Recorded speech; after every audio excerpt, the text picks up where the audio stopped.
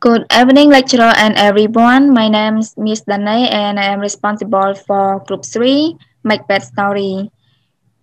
I'm here to present you about Act 1 of Macbeth. In today's presentation, I'm covering 4 points. Firstly, summary. The second is plot. Thirdly is character analysis. And fourthly is setting. And we also have 4 points more that will be responsible by Bun, such as vocabulary, theme or reflection, famous soliloquy, and video summary. Let's move to the first one is summary from scene 1 to scene 7 of Act 1. In scene 1, thunder and lightning crash above a Scottish moor. Three haggard old women which appear out of the storm. In eerie, chanting tones, they make plans to meet again upon the heath after the battle to confront Macbeth. As quickly as they arrive, they disappear. In scene 2, at a military camp near his palace at Foss, King Duncan of Scottish asks a bound captain for news about the Scots' battle with the Irish invaders, who are led by the rebel Irish, replies that the Scottish General Macbeth and Banquo fought with great courage and violence. The captain then describes for Duncan how Macbeth slew the traitorous MacDonald. As the captain is carried up to have his wounds attended to, the Thane of Ross, a Scottish nobleman, enters and tells the king that the traitorous Thane of Cawdor has been defeated and the army of Norway repelled. Duncan decrees that the Thane of Cawdor be put to death and that Macbeth, the hero of the victorious army, be given Cawdor's title. Ross lives to deliver the news to Macbeth. In scene 3, on the heath near the battlefield, thunder rolls and the three witch appears. One says that she has just come from killing swine, and another describes the revenge she has planned upon a sailor whose wife refused to share her chestnuts. Suddenly a drum beats, and the third witch cries that Macbeth is coming. Macbeth and Banquo on their way to the king's court at Foss come upon the witch and shrink in horror at the sight of the old women. Banquo asks whether they are mortal, nothing that they don't seem to be inhabitants of Earth. He also wonders whether they are really women since they seem to have birds like men. The witch hailed Macbeth as Thane of Glamis, his original title, and as Thane of Cawdor. Macbeth is baffled by the second title, as he has not yet heard of King Duncan's decision. The witch also declared that Macbeth will be king one day. Stunned and intrigued, Macbeth presses the witches for more information, but they have turned their attention to Banquo. Speaking in Jet Moridors, they call Banquo lesser than Macbeth and greater, and not so happy, yet much happier. Then they tell him that he will be he will never be king, but that is that his children will sit upon the throne. Macbeth implores the witch to explain what they mean by calling him Thane of Cawdor, but they vanish into thin air. In disbelief, Macbeth and Banquo discuss the strange encounter.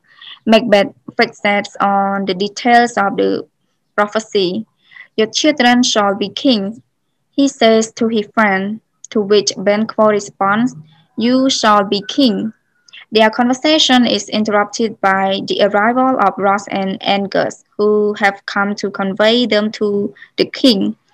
Ross tells Macbeth that the king has made him Thane of Cawdor. as the former Thane is to be executed for treason. Macbeth, amazed that the witch prophecy has come true, asks Banquo if he hopes his children will be kings. Banquo replies that devils often tell half-truth in order to win us to our harm. Macbeth ignores his companions and speaks to himself, ruminating upon the possibility that he might be one day be king. He wonders whether the rain will simply fall to him or whether he will have to perform a dark deed in order to gain the crown. At last he shuts himself from his reverie and the group departs for force. As they leave, Macbeth whispers to Banquo that at a later time he would like to speak to him privately about what has transpired. In scene 4, at the king's palace, Duncan hears reports of Calder's execution from his son Malcolm. He says that Calder died nobly, confessing freely, and repenting of his crimes. Macbeth and Banquo enter with wrath and anger. Duncan thanks the two generals profusely for their heroism in the battle, and they profess their loyalty and gratitude toward Duncan. Duncan announced his intention to name Malcolm the heir to his throne. Macbeth declares his joy but notes to himself that Malcolm now stands between him and the crown. Plans are made for Duncan to dine at Macbeth's castle that evening, and Macbeth goes on ahead of the royal party to inform his wife of the king's impending arrival. In scene 5, in Inverness Macbeth's castle, Lady Macbeth reads to herself a letter she has received from Macbeth. The letter announced Macbeth's promotion to the Thane's-ship of Calder and details his meeting with the witch. Lady Macbeth murmurs that she knows Macbeth is ambitious, but fears he is too full of meal of human kindness to take the steps necessary to make himself king. She resolves to convince her husband to do whatever is required to seize the crown. A messenger enters and informs Lady Macbeth that the king rides toward the castle and that Macbeth is on his way as well. She awaits her husband's arrival. She delivers a famous speech in which she begs, "You spirits that tend on martial thoughts, unseat me here, and fill me from the ground to the top full of the rest cruelty." She resolves to put her natural femininity aside so that she can do the bloody deeds necessary to seize the crown. Macbeth enters and he and his wife discuss the king's forthcoming visit. Macbeth tells his wife that Duncan plans to depart the next day, but Lady Macbeth declares that the king will never see tomorrow.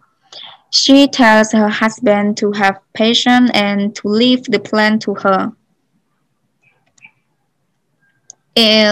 Uh, then in scene 6, Duncan and Scottish lords and their attendants arrive outside Macbeth Castle. Duncan praises the castle's pleasant environment and he thanks Lady Macbeth, who has emerged to greet him, for her hospitality. She replied that it is her duty to be hospitable since she and her husband owe so much to their king. Duncan then asks to be taken inside to Macbeth, whom he professes to love dearly. And the last scene is scene 7. Inside the castle, oboes play and servants set a table for the evening's feast. Macbeth paces by himself, pondering his idea of assassinating Duncan.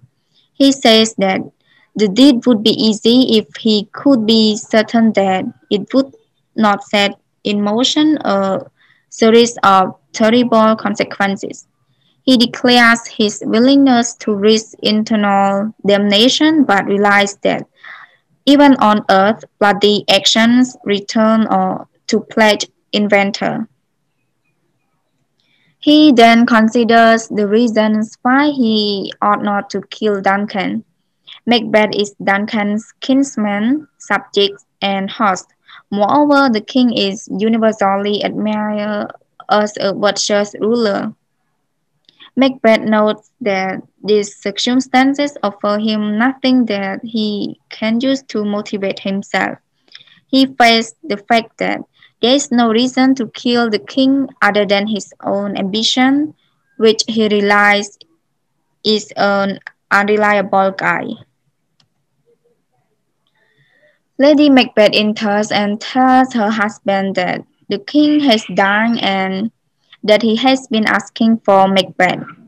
Macbeth declares that he no longer intends to kill Duncan. Lady Macbeth, outraged, calls him a coward and questions his manhood. When you thus do it, she says, then you were a man. He asks her what will happen if they fail.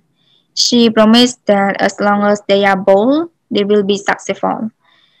Then she tells him her plan. While Duncan sleeps, she will give his chamberlains wine to make them drunk, and then she and Macbeth can sleep in and murder Duncan.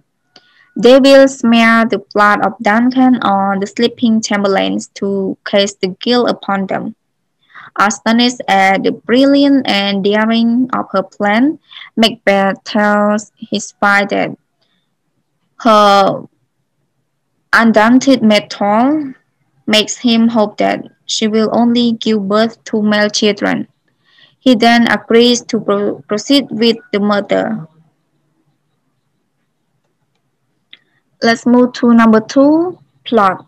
There are some small points in plot of Macbeth. The first one is exposition, is when Macbeth receives prophecies from three witches.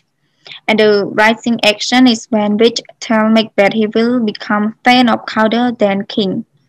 And the climax is when the witch tell them that Banquo's son will be king.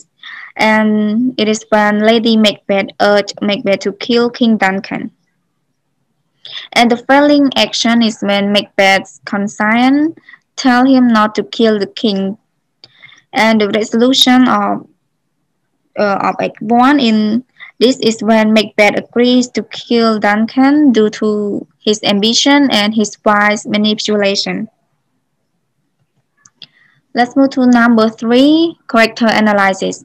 There are some important characters in Act 1 of Macbeth, such as the first one is Macbeth, he's the main character, a loyal general in King Duncan's army. He is transformed by the words of the witch and his own ambition into a murdering traitor. And the second character is King Duncan, a good, kind king whose country is attacked by foreign enemies and betrayed by traitors. He is murdered by Macbeth, his cousin and general. And the third one is Lady Macbeth, the wife of Macbeth, whose ambition makes her try her husband to murder the king, but who is then destroyed by her own guilt. And the witch, they are evil creatures who speak in riddles, use foul magic potions, and aim to destroy all the goodness in Scotland. They are defeated by the power of good and true people.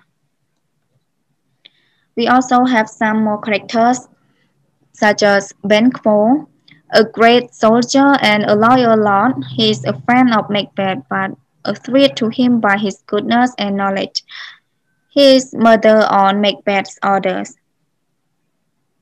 Next is Malcolm. He is King Duncan's son, a clever, honorable young man who, sensing danger, flees to England to raise an army and returns to Scotland to claim his rightful place as king. And the last characters are Lennox, Ross, Mentat, Angus, and Katniss. They are the noblemen in Scotland. And the last part of mine is setting. Macbeth's story is set during the 11th century in Scotland, in the northernmost region of what is now the United Kingdom.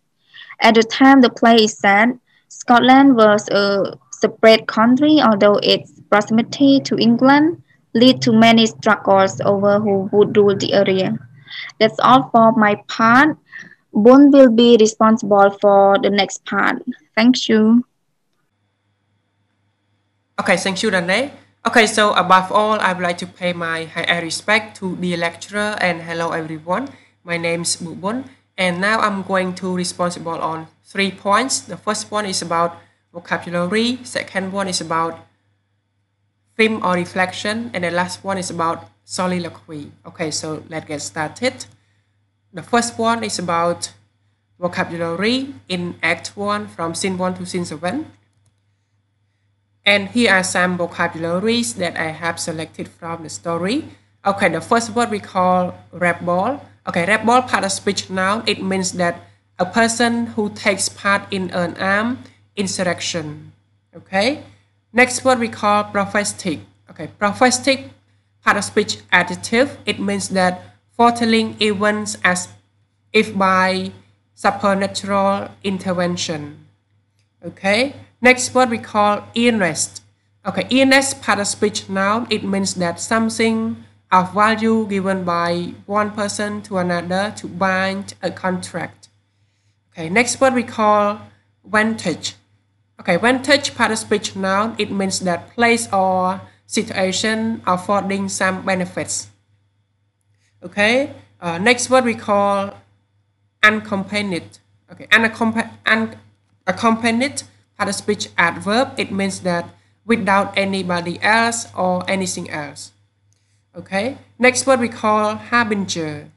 Harbinger part of speech noun. It means that something indicating the approach of something or someone.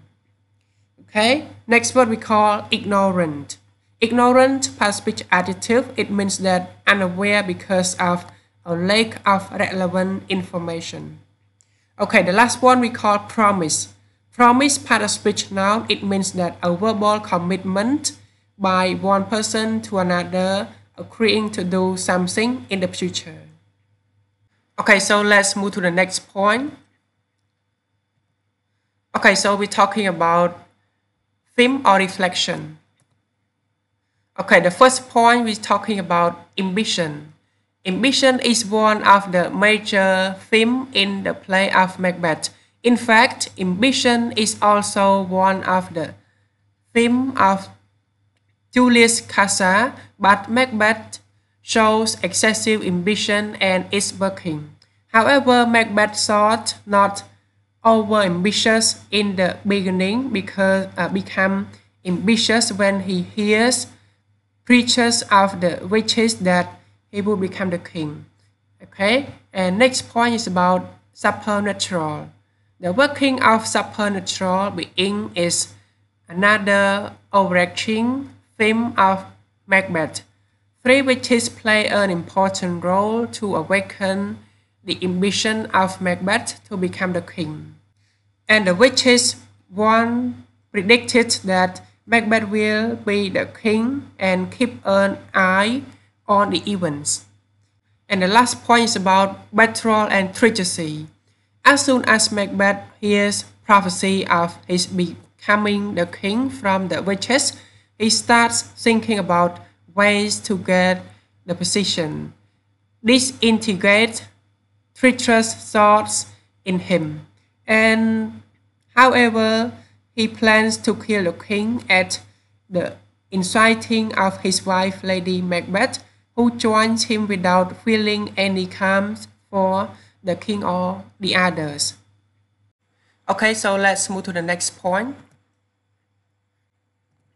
Yeah, here is the last point is famous soliloquy. And these are some quotes of the story. The first quote is, "Fair is foul and foul is fair." The phrase fair is foul and foul is fair in Act 1, Scene 1 is chanted by the three witches at the beginning of the play, and it acts as a summary of what is to come in the tale. Especially Shakespeare uses the phrase to show that what is considered good is in fact bad and what is considered bad is actually good. And the theme of fierce is foul and foul is fair is therefore very prevalent in Macbeth. And second quote is Gough pronounced his present death and with his former title great Macbeth.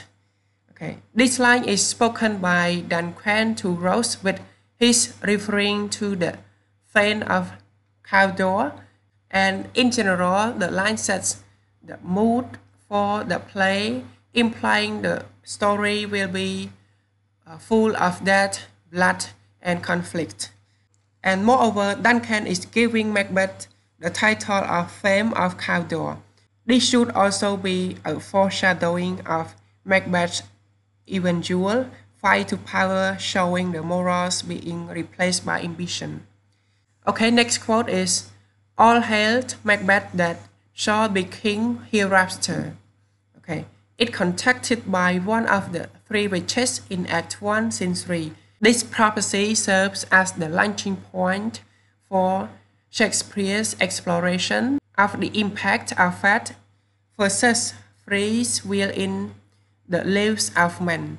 And however, the author has one of the weird sisters to proclaim this prediction in order to set Macbeth in motion to try to master his fate, ultimately bringing himself to ruin.